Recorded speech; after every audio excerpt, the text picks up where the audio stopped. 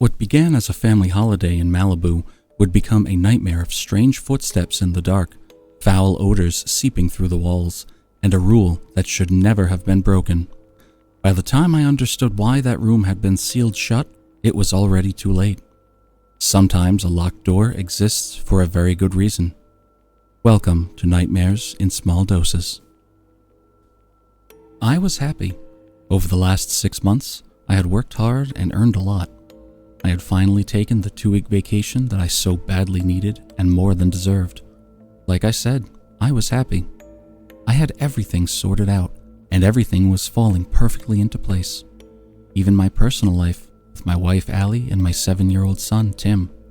Everything was going so well until we went on vacation. That so-called well-deserved vacation. That was when everything went downhill.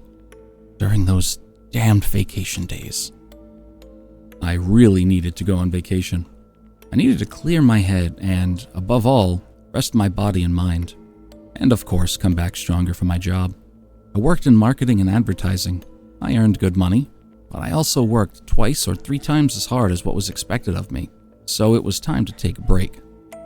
I rented a giant house, practically a mansion, for 2 weeks in Malibu. I managed to rent this house on Airbnb. It was expensive, but it was worth it, and I had the money for it. What's the point of having money if you don't spend it? It was everything I wanted and needed. Sun, heat, and the beach right next door. And we went exactly on the first day of July. We even brought our dog. The first day was incredible. It felt like I was in paradise. I swam in the cold Pacific waters, soaked up the warm California sun. The kid played to his heart's content, and that night, Allie and I had the best sex we'd had in months by far. Everything was perfect. It was exactly what I needed. On that first day, we also had time to explore the huge house we had rented. It was enormous. It had 2 floors. Upstairs, we had the bedrooms and a movie room. Downstairs, we had the kitchen, very modern, next to a huge living area. It even had a pool table. And there was also a compartment locked with a keypad. It was the only room we were forbidden from entering. It had that one single rule: never enter that compartment under any circumstances. That's why it was locked, and of course, we had not been given the code. I would be lying if I said I wasn't curious to know what was inside. I was curious about what that compartment could possibly contain for the owners to not want us going in there. But I was there to have fun and, above all, relax, so I quickly stopped caring about the compartment. On the second night, I heard some strange noises. It sounded like someone was walking inside the walls. I know that sounds strange, but that's exactly what it sounded like. "Do you hear that?" I whispered to my wife, who was laying in bed beside me. She didn't answer. I looked at her and saw that she was fast asleep. She hadn't even heard me. I wasn't going to wake her up. Meanwhile, I stayed alert. I kept hearing that sound for a few more minutes, and then it stopped. And eventually, I fell asleep. On the third day, by the end of the afternoon, there was a nauseating smell that seemed to be coming from the locked compartment. I couldn't even describe it, but the smell was awful. I wanted so badly to open the door and see why it smelled so bad in there, but there was no way to open it. I controlled myself for a few minutes, but I couldn't resist. I had to know what was causing that smell. I tried to open it, but it was locked, obviously. It didn't hurt to try. So I entered random 4-digit codes, and none of them worked. I didn't even know if the code had 4 digits. I was just trying to ease my curiosity. To get rid of that smell, I had to open all the windows and doors. I even sprayed air freshener around to make it more bearable. After half an hour, the smell was gone, but I knew the smell had come from that locked room in the house, and I wasn't liking what was happening there. It was only the 3rd day, and I already didn't like where things were headed. I had gone there to relax and not worry about anything. But these bizarre things had started taking up too much space in my head, and I didn't like that. Little did I know it was going to get worse. Much worse. On the 4th night, I swear I heard the sound of footsteps throughout the house. For the 2nd night, I was woken up from my light sleep to the sound of footsteps. At first, I didn't even understand what the sound was, but as I became more alert, I realized it sounded like someone walking around the house. It couldn't have been Tim. It didn't sound like a 7-year-old's footsteps. And also, why would little Timmy, as I sometimes like to call him, be walking back and forth around the house? It also wasn't our dog, Jackie Boy. He was a medium-sized dog, a mix between a Labrador Retriever and a Podengo. I loved that mutt, even though I couldn't spend much time with him every day. It wasn't him walking around for 2 reasons. At night, he was very calm and rarely wandered around the house. He always stayed in his little bed sleeping. And also, that was 2 legs, not 4, walking around. Allie once again didn't wake up from the noise. It wasn't very loud, but it was loud enough for me to hear. I started doubting whether I was hallucinating or if there really was someone else wandering through the house. I didn't want to wake her up. I wanted her to rest, because if this turned out to be nothing, I would be very frustrated with myself for waking her up for no reason. She wouldn't be happy with me either.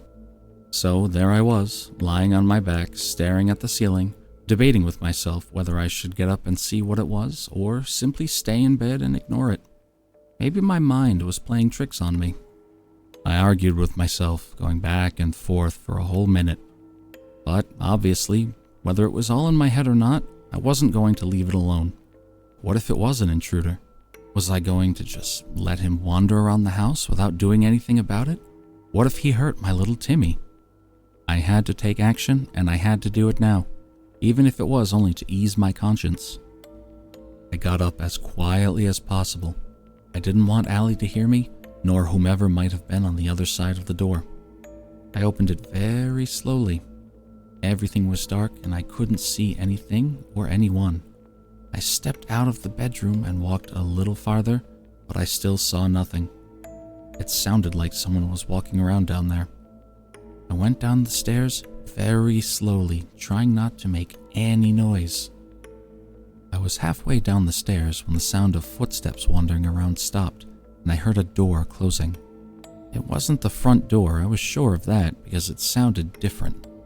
When I reached the bottom of the stairs, I kept walking very carefully, on high alert, trying to see if I could spot anything, until my bare foot stepped in something wet on the floor.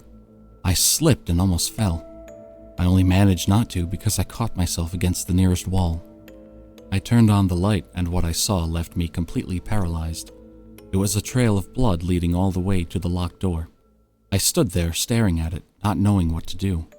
The blood trail wasn't thin like streaks. It was thick, as if someone had been bleeding heavily, and a mop had dragged it all the way to the locked compartment. The first thought that came into my head was, Timmy.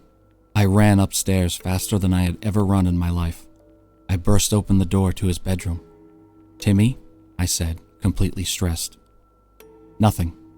I couldn't see properly because of the darkness. I turned on the light. Timmy? I screamed in total panic. Nothing. He didn't answer, and I couldn't see him. I rushed to the bed. The sheets were completely messed up, and he wasn't there. Quickly, in a complete panic, I looked under the bed, inside the closet, everywhere he could possibly have hidden, and nothing. He wasn't there. 2 seconds later, I realized the worst. The blood was his. Someone, or something, had kidnapped him and killed him in a brutal, bloody way. I dropped to my knees on the floor. The pain I felt was so overwhelming that I had lost all my strength. A tear rolled down my face. It felt like I had been punched in the stomach. Despair took hold of me so quickly that I stood back up and ran towards the locked door. I started pounding on it. It felt like I was possessed. Open the door, you bastards! I gave up pounding on the door and grabbed the first heavy thing near me. A bust. I smashed the bust against the door. It did nothing. I struck the keypad with the bust, and it was immediately ripped off the wall and crashed onto the floor, shattering into pieces. I grabbed the tubular handle and tried several times to open it, but it still wouldn't budge. Then, I brought the bust down on a powerful overhead swing onto the door handle. The handle snapped off and fell to the floor besides the broken keypad. The lock was damaged badly enough that the door shifted slightly forward, even though it was still locked. I dropped the bust onto the floor, where it split in half. Then I slammed my right shoulder into the door with all my strength. The lock finally broke, and the door flew open. I couldn't see anything, except for a pair of yellow eyes glowing in the darkness. I turned on the light and nearly jumped in terror at what I saw. What I found in there sent chills through my entire body. A large, muscular man, but horribly deformed. He looked like Joseph Merrick, better known as the Elephant Man. His mouth was covered in blood, and he was hunched over a pile of small bones on top of a huge pool of blood. I didn't hesitate for even a second. I ran. I don't even remember what else was in the room. That thing, that creature had eaten my son. It was the only thing running through my mind as I sprinted as fast as I could towards the bedroom where my wife was still sleeping. I was completely desperate and panicked. If we didn't get out of there immediately, we would be next. I burst into the bedroom screaming. Allie woke up with a start. "What's going on?" she said, confused. "We have to get out of here, now," I said in a panic. "Now!" I grabbed her and pulled her towards the bedroom door. She was confused. There was no time to explain, at least not yet. I could hear that monster moving through the house. We walked silently towards the stairs when Allie pulled me towards Tim's bedroom. I stopped her. "What are you doing? We have to get Timmy," she whispered very quietly. That was the moment I realized we wouldn't be able to leave without telling her. So I told her. I told her that our Timmy was dead and that the thing wandering through the house had eaten him. At first, she froze in shock, and then she was about to scream. I immediately covered her mouth with my hand to muffle the sound. She wanted to release all the grief, despair, and panic she was feeling after hearing that news. I hugged my wife at the top of the stairs for several seconds. She was still in shock, and I understood, but we needed to leave immediately. That was when I remembered that to leave, I needed the car keys. I had rushed out in such a hurry that I hadn't grabbed anything. I was still barefoot, wearing only boxers and a t-shirt. I told her to wait there for me and that I would only take a minute. I also told her that if anyone appeared, she should run to our bedroom.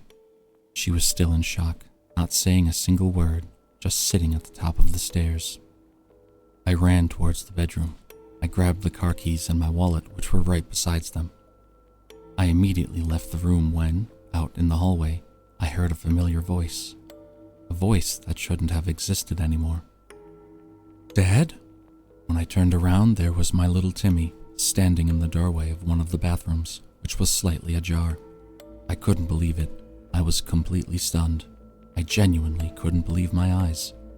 "Timmy, come with me," I whispered. "Where have you been all this time?" I couldn't believe I had almost left my son alone in that house with that monster roaming around. My legs were shaking just thinking about it. "In the bathroom, in the cabinet under the sink," he said innocently, full of fear. "There's a monster in here." "I know, son. Come on, we need to get out of here quickly," I said while hugging him. When Allie saw Timmy standing beside me, she looked like she was about to go into hysterics. I understood. I had literally just gone through the same thing, thinking that the person you loved most in the world was dead, only for them to appear safe and sound moments later.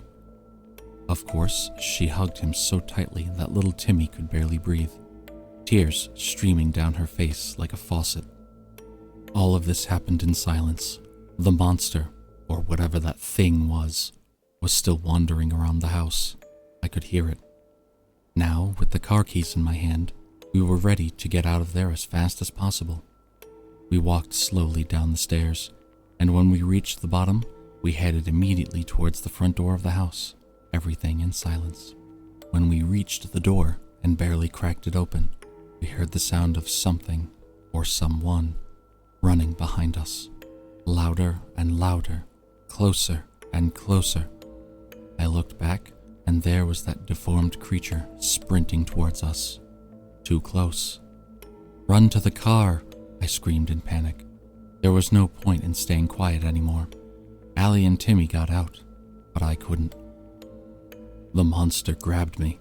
I kept screaming at them to run. I fell on the floor while the monster, on top of me, tried to bite my face. In a split-second impulse, without even thinking, still gripping the car keys in my hand, I stabbed the key straight into the monster's eye. The monster screamed in agony. I took advantage of the moment and ran without looking back. We got into the car incredibly fast. I shoved the still blood-covered key into the ignition and sped away from there. All of this happened in only a few seconds. The adrenaline was so intense that it felt like I was going to stay awake for an entire week. I'm parked on the side of the road. Allie and Timmy fell asleep an hour ago and still haven't woken up. We have nothing except my wallet, the car, and the clothes on our backs. Everything else was left behind in the house we rented. I stopped to write this on a phone I just bought. I needed to let everything out after what happened. I need to go to the police and report all of this. Without GPS, it was difficult to find a police station, but now, with this new phone I bought at the first electronics store we came across, it should be much faster. I'm going to tell them everything, and I hope they kill that creature that was there. Or at least I hope it's still there. I don't know what that thing was or why it was locked inside that compartment. I'm starting to think that the people who rented that house for vacations were actually food for that deformed monster. I can't stop thinking that the owners of that house are involved in all of this. Now that my head has calmed down a little and I'm slightly more composed, I finally thought about the blood on the floor. The blood I thought belonged to Timmy, and the bones that the monster was eating. I thought it was Timmy, but now that I've had time to think, I've realized it was Jackie Boy, or Dog. With my mind racing at 1,000 miles an hour, I completely forgot about the dog. I loved that dog. Now all that's left is to put this in the hands of the police and let them investigate this bizarre nightmare, and there'd better be answers to all of this. This was clearly the worst vacation of my life. Thank you for joining me for another dose of nightmares. If you enjoyed the story, be sure to subscribe and leave a like, and let me know your thoughts in the comments. If you'd like even more stories to keep you awake at night, consider joining my Patreon, where you can read and listen to exclusive nightmares you won't find anywhere else. Until next time, happy nightmares.